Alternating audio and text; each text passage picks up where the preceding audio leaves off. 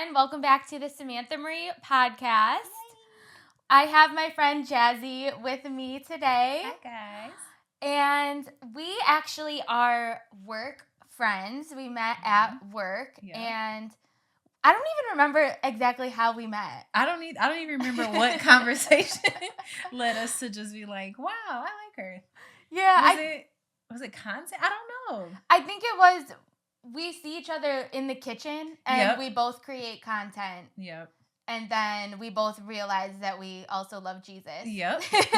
Yep. So we would just end up talking and then we developed a friendship and so I wanted to have Jazzy here today because I actually just came up on my 12-year work anniversary. Yep. And Jazzy came up to me and was like, hey, can I ask you some questions about being at the company 12 years and how your experience has been and all that stuff? And then I was like, yeah, for sure. And then later I was thinking to myself, I've been wanting to talk about work on the podcast because work is such a big part of our life. And it's so important that we learn to enjoy our work and see our work as a big part of our life, because if we're miserable at work, it impacts everything. For sure. It impacts our relationships. It impacts our mental health. It impacts every area of our life. So anyway, I asked Jazzy, hey, do you want to come on the podcast and interview me on the podcast about work? And I was like, what, me? So thank you so much for joining. Thank you for having me. I was not expecting that. Like you said, like we either talk about working out, Jesus, or our dogs. And then you were like, come on. And I literally listened to your podcast, like I told you, on the way to work, on the way to the gym, leaving the gym. And I was like, oh my God, I feel so honored. So thank you for having me. And thank you for being such a support of the podcast. I really appreciate you. You know, I shout out on Instagram. Anytime I love an episode, I'm like, listen, PSA, you need this. Like, I write notes and everything. I love that. Okay, so I figured since we're talking about work, it would be fun to start out with, what was your first job? And then I'll share my first job. That's hilarious. My first job was at GameStop. I worked. Oh my gosh, really? Yes. I worked in the mall at Fairlane, and honestly, the manager was my dad's friend. I don't know anything about games. I was gonna say, are you a gamer? No, absolutely not. I didn't know about you. So imagine going into the mall, and then boys would be like, "Hey, PS4 or Xbox," and I'd be like, like, I don't know. I'm just here for a holiday job, dude. Like, that's hilarious. So yeah, it was just my first 16-year-old, get your workers permit, and I was just excited to have a job during high school. So yeah, that's cool. That's awesome. I don't know what it is with like pizza places, but my first job was at Benito's Pizza. Really? It was called, yeah. I've never worked in the food industry. Yeah, I worked. It was Benito's Pizza, and then in college, this is kind of embarrassing, I worked at a place called Pizza Sam's. And like, I remember walking into a party once, and my friends were joking, and they were all chanting Pizza Sam. That's so embarrassing. They're like, Pizza Sam is here. No. Did they always expect you to bring pizza? No, because in college, I tried to be healthy, so I never ate the pizza. I always would get like salads and stuff. Yeah. Because I saved calories for drinking. That's when I was, that was my thing. Pizza That's how I stayed skinny in college. This is wrong. I'm a new person now. You are. But anyway, that's so hilarious. Benito's Pizza though. And I have a really funny story about this actually, because I was 16 and my mom was mad that I was working there anyway because they weren't even paying me minimum wage. But I just needed a job, or I just wanted one. Why did we want to work so bad? I don't know.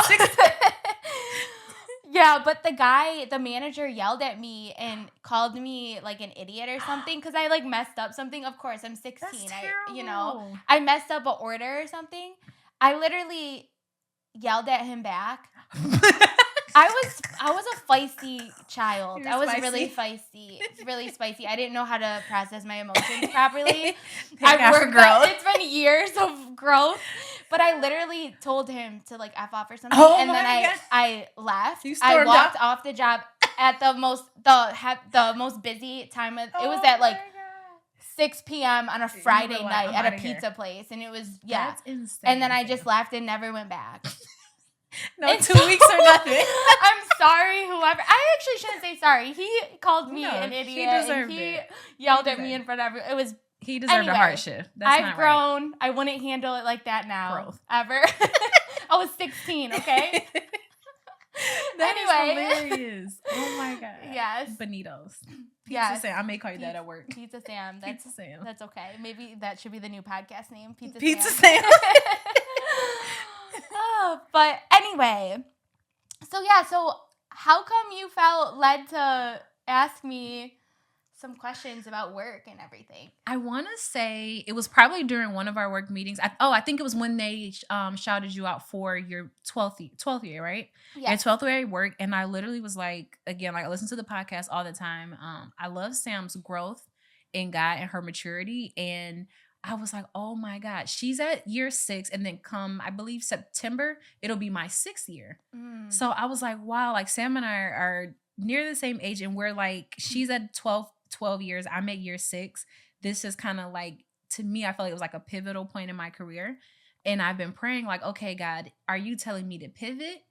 Because I had that, like I was telling you earlier, this is the longest time I've been at a job. And I don't know if I need to stay put and just learn to grow in my role. But I'm like, wait, if Sam can do it, I know I can do it. And I'm like, I need to know, what did she do? How did she figure out how to navigate through 5, 10, now 12 years so that I can grow like how you did in your role? So I love that. Yeah.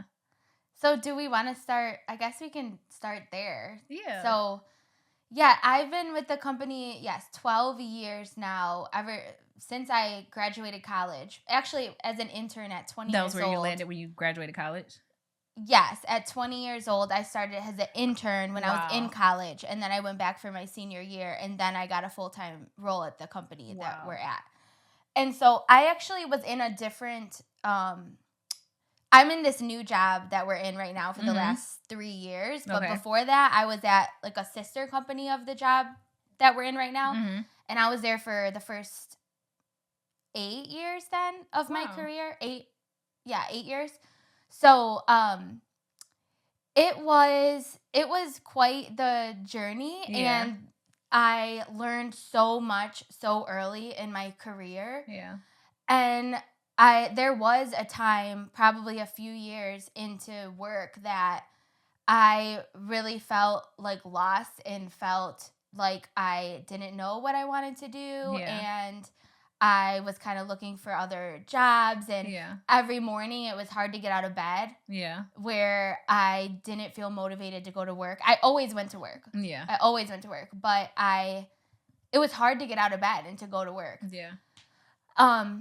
But then that was right around the time where I found God. And I started to realize that work is a way that we can worship God. Yeah. And I'm not going to work for my boss or to work for the company. Yeah. I'm going to work because God planted me here. Yeah. And that's the reason why I wake up every day. That's the reason why I'm motivated to do well at work, because I know God is watching me and he planted me here. Yeah. I feel like it's a way to serve, if that makes sense. Like I've been in this space of, I've always asked God, like, what is my purpose? What is my purpose? And I recently realized, until I realized whatever it is he sent me on this earth to do, is to serve. Yeah. And just enjoy being a servant. Yeah. A humble servant. So yeah, I like that you said that. Yes. And we don't know why he places us where he places us. Just like David. I always think of David when I think of work, because he was anointed to be a king when he was young. Yeah. And it wasn't until he was older, until he was appointed. Exactly. Yeah. And so he was still a shepherd. And imagine being a shepherd, but knowing one day you would be king. Yeah. But no one else really knows it. Yeah. You know? And so you have dreams in your heart. Yeah. Where that God has, promised you, but he set you here right now. And it's almost kind of like a test. Like, how are you going to handle this? Yeah. Because if you can't handle this, how are you going to handle when I promote you or with more?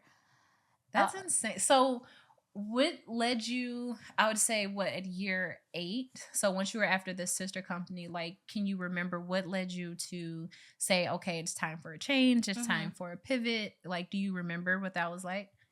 Yeah, so over the 8 years, yes, there was times where I was like, should I be looking for another job or should I stay? I was kind of at the point where you Yeah. are. But with every big decision, I have found that the best thing we can do is to sit back, to pray about it, give ourselves time, and follow the peace deep down. Yeah. And then if you don't know what to do, if you still don't know what to do, then just do what's right in front of you. And God will lead you to the next step. Yeah. But at 8 years, so that kept happening to me where I was like, should I leave? Should I not? But then I didn't know what to do, so I just did what I was doing in the present moment and just kept showing up and kept doing a good job and then kept trying to like find joy in my work through knowing that I'm serving God, you know, when I go to work.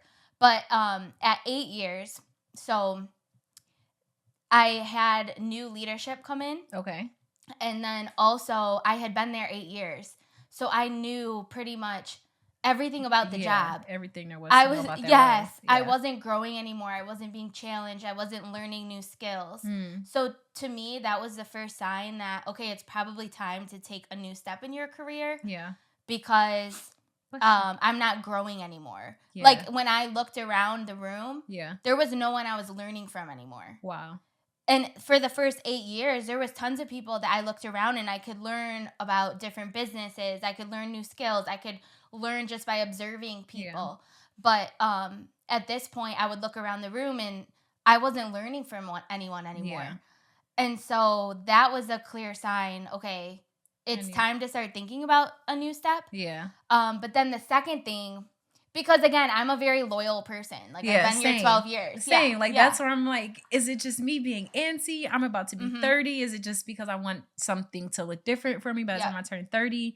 Or stay loyal? Like, again, like we were talking about our 16-year-old jobs to now, like, I'm not going to lie. I had like a year tops at every job from 16, 17. Like I worked at, what was it? GameStop, Party City. Like you said, if somebody said anything to me wrong or rubbed me the wrong way, I deuces. But this job, I love it so much. And it's like, why leave? Because I'm here 5 years now. Yeah. You know, like I can continue that loyalty. They're good to me. I'm good to them. But yeah. Yeah. And it's, that's maturity because when I tell the story about Benito's Pizza, I was immature. Yeah. So when someone upset me, I just leave and say peace out. Yeah, and that's not the way to do things. Yeah, like that's not the way. That's not mature. And as we grow and mature as humans, we learn that, you know, we the right thing to do is to be still and let God lead us by peace and you know, where we feel deep down we should be going. But the second thing that made me transition was one, it was time for me to transition, but the thing that really pushed me to transition was there was new leadership that came in that was actually like toxic for me. And toxic as in the person I was working for actually made me feel like she was competing with me, or she would purposely like leave me off things or leave me out of the loop. Yeah, like kind of like purposely conniving. And when you're working with people that you can't trust, you know, and I'm very like easy to get along with. I'm not like a drama person at work or anything. Like come to work, go home. So I actually felt it was actually like a toxic environment for me. And so that to me was a clear sign. Okay, I'm at a point where I am mature. Yeah, I've been working here for 8 years. I know that I have like the skills to move on to a role. Like I know I can add value. I'm not going to work with someone that can't see that. Yeah. Or is intimidated by that. Yeah. You know, because you're just doing your job. Right. So that was like, okay, I felt like that was the green light from God. Like it's time to move on. Okay. So that's how I ended up on the team that I met you. Wow. And I've been here 3 years now. So that's amazing. Yeah. And we love you. We love you on our team. Yes, I love it. Okay. Follow-up question. how do you know, or has there ever been a time, either in your current role or the one that you were just talking about previously, where you knew you enjoyed it, things that you do not enjoy? Like, how do you know, or how do you persevere or push through when you have to do something and you don't enjoy it, if that makes sense? Mm-hmm. Like, how do you navigate through when you have a task at hand that you don't like per se, but you just have to get it done because that's the job at hand? Yeah, I think that's a good question, because there's always things, like, the reality is we're not going to like everything about any job that we have. Just like chores we have to do at our house. Yeah. You know, we have to do them, but we don't necessarily like doing it. And I think it comes down to understanding that, yes, there's a higher purpose for everything we do. Yeah.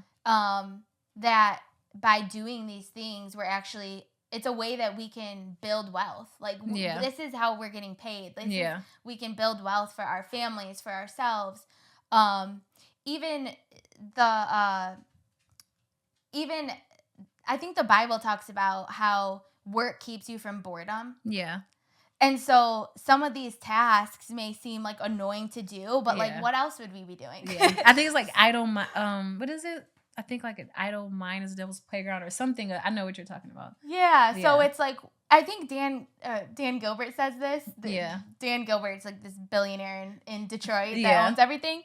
But he's like, if you're there, then why not just be all there? Like, where else are you going to be? What else are you going to be doing? Yeah. So I think that has always helped me too. But also, when we're doing things that we might not want to do at work, we are also like learning new skills. Yeah. And because you never know how God's going to use that in the future. That skill set, transferable skills. Yes. Yeah. Hi, so, I would say like we don't know why we do certain things, but later on in life, God will use that. Yeah. Or there will be something that comes up where, you had to learn how to work on this partnership or do this task before, and then now you maybe later in whatever environment God leads you to or task he leads you to, you now have more experience in that. Okay. Like that. And how would you, or what motivation, or let me see. What advice do you have for somebody that is struggling with motivation, like in their career? Like if they're struggling with it, or if they need help or ways to figure out how to be motivated within their career? Like, what advice do you have for somebody that's struggling with that in their career? Like you said, like those days where you're getting out of bed, and when you were at the previous company and you were like, I am not waking up enjoying work. Like, that's something that I'm kind of struggling with. Like, I don't know if it's just something personal or if it's just me learning to adapt with changes. Like, how do you know, how can you advise somebody on how to be motivated when they don't feel like getting up in the day? Yeah, I think what has worked for me in the past is, first of all, I think it's always good to be like totally real and raw with God. Yeah. Like, we're talking about David quite a bit in this episode, but if you read through Psalms, like, he was so real. He was. And like he literally would say, like, cry out to God all the time. And so I think it's okay to say, like, Lord, I'm not enjoying my job. I don't enjoy my work. How would you like me to go about this? What do you want me to do in this season? Yeah. Where are you leading me? So I think that's one thing. Like, it's good to be honest and open with him. But also, I always go back to gratitude. Yeah. When I am not feeling motivated, whether it's at work, whether it's with relationships, when I'm losing hope on where God is taking me, or I don't know what is next, and I feel filled with fear. Yeah. I always try to quickly pivot myself back to gratitude. It's a 2-step for me. One, cry out to God and let him know everything. Okay. Let him know my emotions, get raw, like cry out to him. Yeah. And then I pivot myself back to, okay, Lord, I'm so thankful for all of these things. Yeah. I'm thankful for my job. I'm thankful for you paying my bills. I'm thankful for the money this brings in. I'm thankful for the community that this brings. Having an attitude of gratitude. Yes. And write down, I'm thankful for my house. I'm thankful. And when you realize, like, you have a lot of these things we have is because of our job. Yeah. I'm thankful for clean water. I'm thankful that I have, light and just write down all these little things he's provided for. Yeah. Gratefulness and writing down all the things we're thankful for. It just sounds simple, but it literally will bring you back to life. Yeah. I can agree. I can agree with that because it's funny you say that. I started therapy since COVID. Mm-hmm. So I say like since 2020. And something that I recently also asked my therapist as far as like motivation is she challenged me to write in my prayer journal. So for the most part, I would just pray, and I felt a different sense of, like you said, gratitude when I would write it and going back and reading like, wow, God, you did answer that prayer there. You did hear my prayer, hear my cry then, and going back and seeing it. Like I think it's in Habakkuk, like writing it down and making it plain and going back and seeing that is amazing. And it's like, wow, God, like you really do listen to me. Thank you. Yes. Yeah. And even like with the getting out of bed thing, because I think a lot of people struggle with that with work.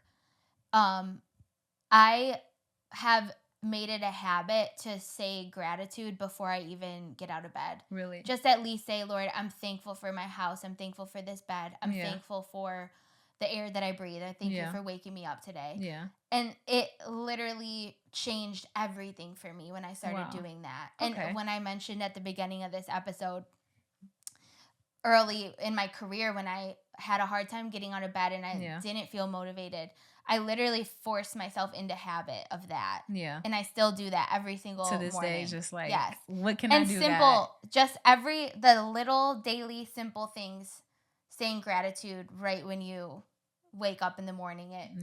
It changes everything. Okay. What about those times, like, how do you know when it is time for a change? And I feel like if I've asked you that already, like, how do you know when to persist through a challenging time? Like, for instance, like, they call it like the winter blues.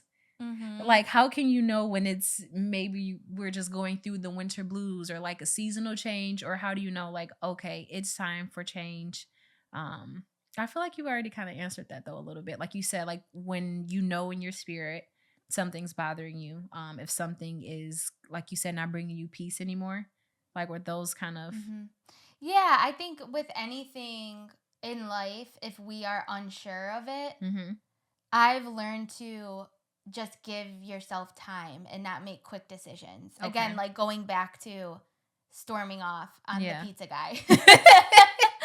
Like we've grown, we're maturing, we want to be led by God. So slowing down, whether you have to take time off to seek God, to get peace on the situation, and then decide, like, is he directing, is God leading me to do something? Or am I doing it? Yeah. Yeah, or does he want to bring something to me? Like sometimes he'll lead us in those directions, like with dating right now, for example. I want to go out here and just date these men, okay? I was telling Jasmine yesterday I'm at the gym, these men are looking good, okay? These men are looking good. Everybody's in the gym right now. Yeah. But I just feel from God, like, just be still. Be still. And it's hard to just be still. Yeah. And I feel like he's saying, I am bringing a man to you. Like, this man is going to come to you. Yeah. And so, like, with work, I would seek God and, like, is he leading me to do something? Because sometimes we're in a season of, no, you need to go out and you need to get that. Yeah. You know what I mean? Yeah. That's where I'm like, I don't know. Like, that's one thing I've learned is if I don't know for sure or if I haven't heard from God for sure, it's just to be still instead of making a decision on my own, because I've lesson learned. I've made enough dumb decisions without talking to him first. Without getting his answer first and I don't want to be outside of his will anymore. Right. So I would much rather be still as long as I need to. Yeah. Until I hear from him, until I hear or feel a nudge saying, okay, go. So, yeah. And I would say too, I think with, like, you just got out of you did a 70-day challenge, right? Yes. 75 days. Yeah. 75 hard. Yes. Yeah. So do you want to explain what that was? Yeah. Adios mio. It was the most challenging. And it wasn't even challenging physically, it was mentally challenging. So the 75 hard consists of working out for 75 days in a row. We had to do a 45-minute workout inside, so at the gym, and then a 45-minute walk outside. And in Michigan, that is freezing cold because we started on January 1st. We also had to read 10 pages of a book every day. What else? Oh, and you choose a diet. So you can choose a keto diet. You can choose being in a calorie deficit, whatever works for your body and for your schedule. You stick to that and you do it for 75 days straight and you take progress pictures. So yeah, so that was uncomfortable for you, right? yes, very. Yes. Very, very, very. So I would say just like that challenge, sometimes things that we're doing, like our job, it's God developing us for something more. Yeah. So it's not going to be comfortable. I agree. That makes sense. That's where I think we need to have discernment of, am I just in a season where God is developing me? He's developing my character. He's working on some things that I might not understand now. Yeah. And because of that, it's uncomfortable and I just need to push through it, because after these 70 days, do you feel like you can do a lot more now? Yes. I feel like Superwoman. Like, I feel like I can do anything whatever now. you want. I can do a pull-up now. Yeah. Before then, I could not do a pull-up for the life of me. Now I can do like 3. But it's more so, I was like, wow. I used to always tell myself I'm not self-motivated or disciplined. And now it's like, that's a myth. Like, and it's true, like life and death lies in the power of your tongue. Instead of telling myself, I'm not motivated, I'm not disciplined, that 75 days showed me no matter what comes your way, if you put your mind towards something and you focus on something, you can do anything that you put your mind to. So, yes. Yeah. See, and so with that, it's the same thing. Like, even looking back on my job, the first 8 years when I was in the same company, kind of like climbing the corporate ladder or whatever. Yeah. Now that I persevered through those years, I feel like I can do so much more in business, with this podcast, with wherever God is leading me. Like, it has built character and confidence in me that it's like it's nothing you can't do. Yes. Yeah. So also think about that when you're making this career decision is, okay, am I just being developed right now? And because God will use anything to develop our character. Absolutely. I've learned that. That, like, at home, at work, in the gym, traffic. Yes. Like, but that's why, and that's why I love working out, because it teaches you to push through hard things. Absolutely. Yes. When your body is saying no, but it's like, no, you get to tell your mind, you get to tell your body what you're doing. Yeah. Yeah. So I would evaluate that too, because again, it could just be that you're in a uncomfortable season with your job, and maybe that's causing you to feel like you want to switch things, but maybe it's not time yet. Yeah. And I realized that, like, I grow the most when I'm uncomfortable. Like, I don't like it, but looking back, even just from, I think I started in the company in one department. I was only there for a year, but I was very uncomfortable. But I noticed once I was uncomfortable, I was like, okay, I want to change. And I grew. And then now we're in the same department, but I was uncomfortable. And that's when I grow the most, is when I'm like, right. Okay, God, let's grow. There's something about when you are doing things that you didn't think that you could, or you didn't think you would ever get through. Yeah. It causes you to realize your true potential. Yeah. And this is such a little example, but the other day I was talking to my friend at work actually about a cappuccino machine that he bought, or a espresso machine. Yeah. And those are really intimidating. Like, they're really hard to work. And they're very complicated. Yes. I love my Keurig. Yeah, I know. The Keurig's so easy, but I've kind of been looking into different coffee makers and stuff too. Excuse me. And my friend at work was like, well, if you ever have questions about espresso machine, like, let me know, because he did a bunch of research. He figured out how to work it. He said it was the best investment like he's ever had.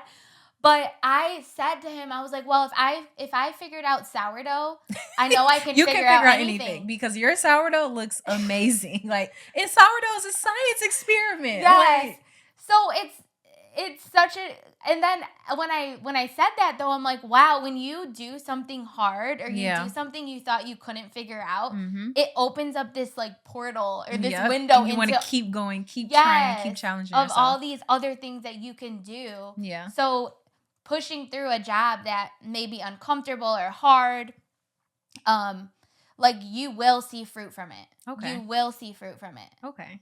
How do you, I'll pivot a little bit, how do you stay so positive? Like, guys, when I say Sammy is like a ray of sunshine at work, like there has been times where, and I wonder, I don't think this was a conversation that like made us just become friends, but I do remember, I'll never forget one day I was having the hardest day at work, and I'm gonna try not to cry, but like I knew I needed to pray. And I was walking to my desk and I saw Sammy in passing, and I was like, hey, can we pray?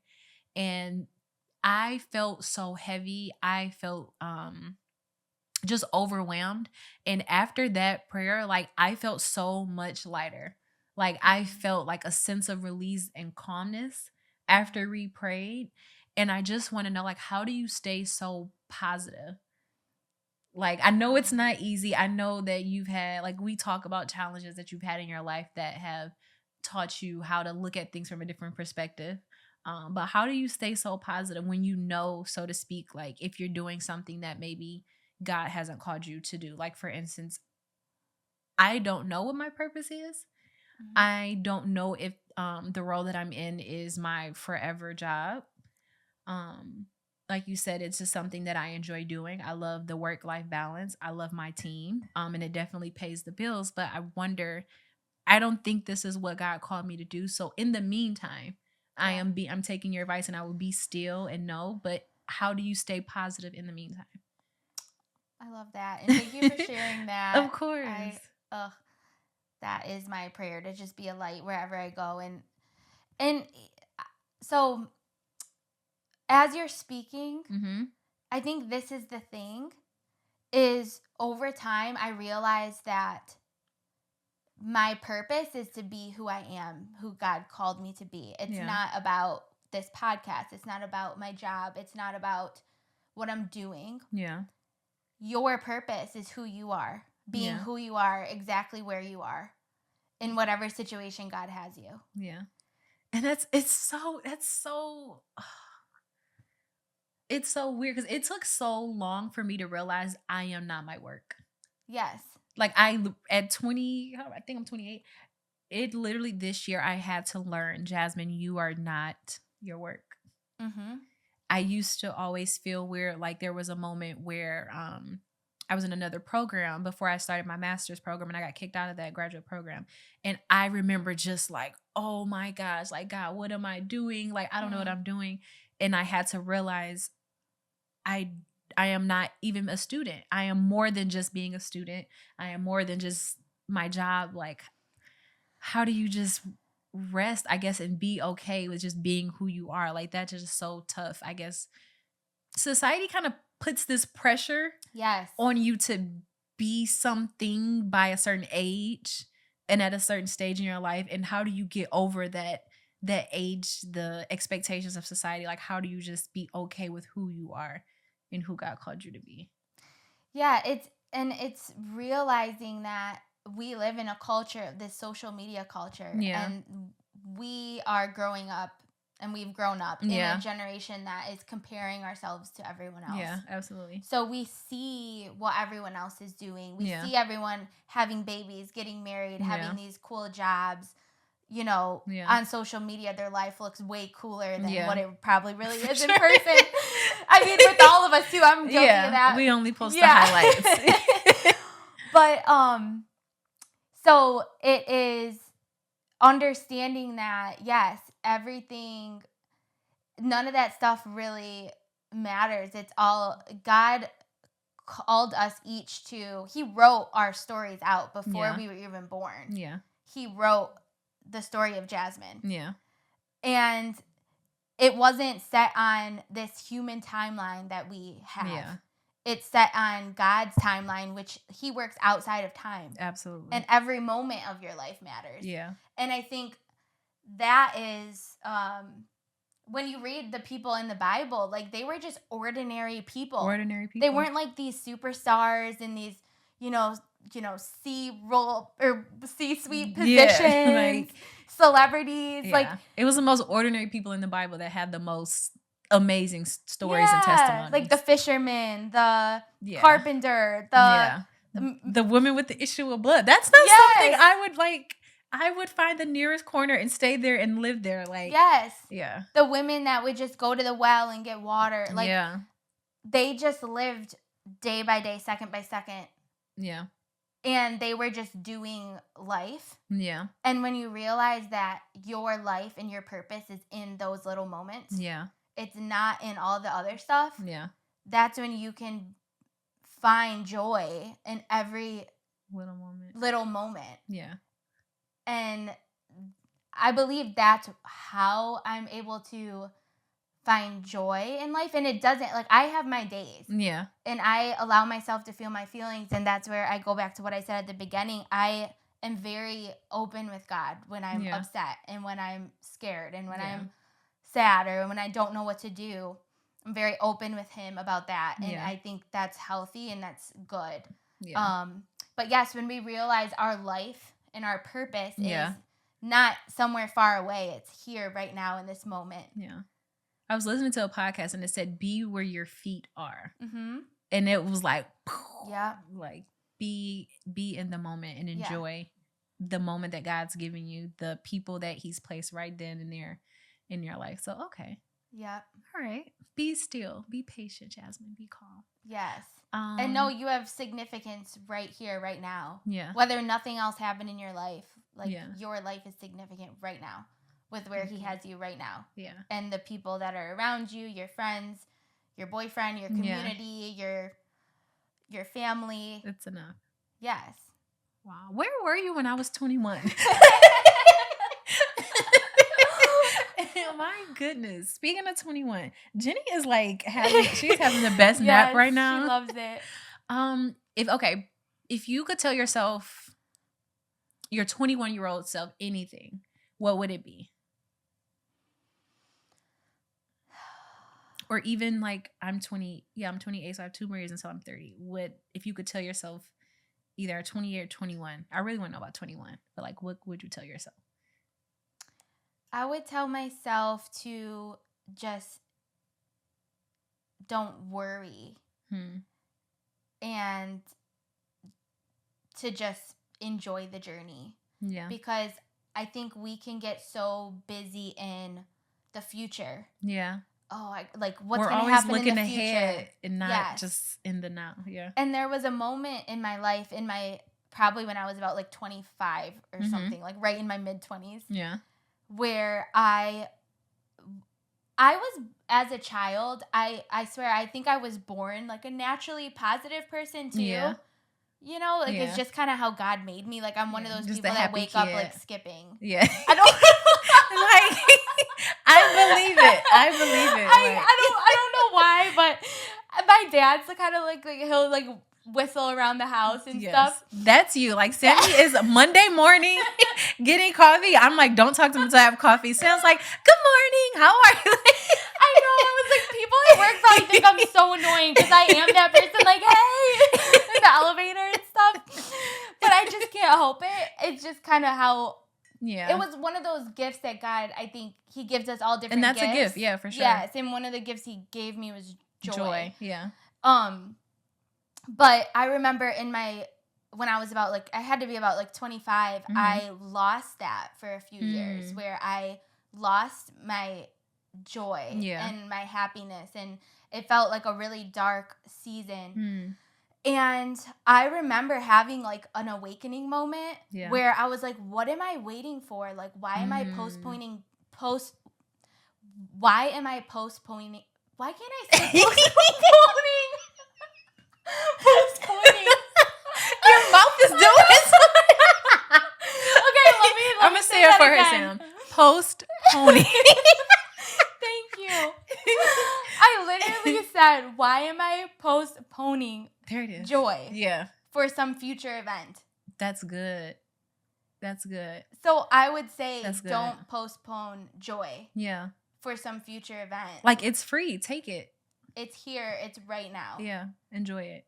Like why wait for an event to happen or wait for somebody to give it to you? Like it's within us. And don't compare your life to other people. Because that is the thief. Yes. That's a thing for joy. Yeah. Comparison. It is. Yeah. That is literally that is why I struggled so hard, because I was comparing, and that's what caused me to lose my joy. I was comparing myself to what I thought I needed to do, and I saw all my friends, you know, getting married, having kids, doing all of these different things, and there was so much going on in my life that was great, but I couldn't take the see time it. to enjoy it. Yeah. Yes, because I was comparing myself to all these other people, but God had a different story for me. Absolutely. And He has a different story for you. He has a different story for everyone listening. And so don't postpone joy. It's right here. I like that. I'm writing that down. I need that. Don't postpone joy. Okay. What are you most thankful for in your career? If you can look back in these last 12 years, last decade, what have you been most thankful for? I would say I'm most thankful for the fact that my career allows me to build wealth for myself and for my future family. Yeah. And my career has led me to buy a house on my own. Yes. I was 28 when I bought my house. That's amazing. Thank you. Go you. Go Thank you. you. And amazing. yes, it's a big step. And so my career has allowed me to be generous with my finances, and also it has given me community. Like, I've met some amazing people. I've met you. I've met my friend, our friend Amanda. I've met all the other friends we have at work, and just great, even people that aren't friends, just like acquaintances that are good people, and it gives you community. It gives you purpose in your day-to-day life. Like the yoga class we found. Yes. We have this great yoga studio right by our house that we get a discount, or by our house, by our work. By our job, we get a $5 class, which a yoga class is like $20. Yeah.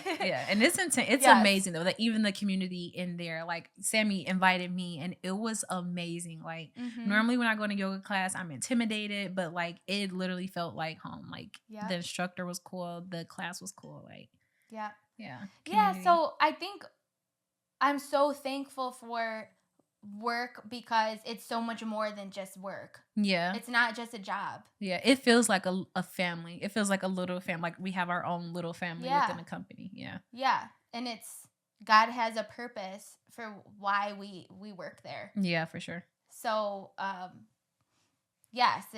so I'm just thankful for all of it, for where God has me. I don't even know how I really ended up here. I didn't know what a mortgage was when I was in college. And so we work in a mortgage company. But but we just have to trust God with wherever He plants us, and if we are persistent and stick with things, we'll see over time why He has us there. Well, I am so thankful for you. Aww. I appreciate your wisdom. I appreciate your knowledge. You're like a big sister. Like I have an 8-year-old sister, but like I've always growing up, always wished I had a big sister, and you're like the big sister I never had. That's so sweet. Well, I'm so thankful for you, and I just love how curious you are and how eager you are to grow and learn, because I think that is such an amazing quality in someone, when you're curious about yourself and you're curious about life, you're curious about God. And that is going to lead you to creating a life of happiness and creating a life you really enjoy. Because when we're just kind of staying stagnant, and it would be different if you were having a hard time at work and you were just like, ugh. And just stay to myself about, or not trying to do anything about it. But like we all go through lulls at work or in relationships or in life. And if we can stay curious about, okay, why am I feeling this way? Who can I talk to help me learn and grow? And how can I make these little tweaks in my life to learn and grow and do better and create a life I truly love? That is a big thing. So I really think that's amazing that you are doing that. And I know that God is going to lead you to creating a life that you like really feel fulfilling and create a life of joy. So I'm excited for you. Thank you. But I'm so thankful I'm so thankful we've connected, and same. Thank you so much for being on the show too. Of course, I appreciate thank you for having me. Do you feel anything that you want to share with the group or want to like leave listeners with? I think we kind of said it in the show, like be where your feet are. Be present, like you said, because that's when you can soak in the amazing moments. Be still. Even when you don't have the answers, God has the answer, so be still. And have an attitude of gratitude. Like you said. I love it. Yeah. All right. Thanks for having me, Jazzy. girlie. Love you too, Sammy. All right. Bye, everyone. We'll see you next time. Hope you enjoyed it. Jenny's like, nap's Jenny's over. Chilling. My girl was snoring during the episode. Did you hear? She did so good. She did. I hope you enjoyed this episode as much as I did. And if you would like to connect with Jazzy, I'm going to leave all her links below. Give her a follow on TikTok and Instagram. She creates awesome lifestyle content, so definitely go ahead and give her a follow. And if this episode encouraged you, I would so much appreciate it if you could write a review, if you could rate the show on Apple or Spotify, whatever way you listen on the podcast platforms. And don't forget that we're also on YouTube. So check us out there. You can watch every episode there. Make sure to hit that subscribe button. And if this show has been an encouragement to you, make sure to also share with a friend that you know the show would encourage as well. All right, guys, I appreciate you so much, and I will see you next time. Bye.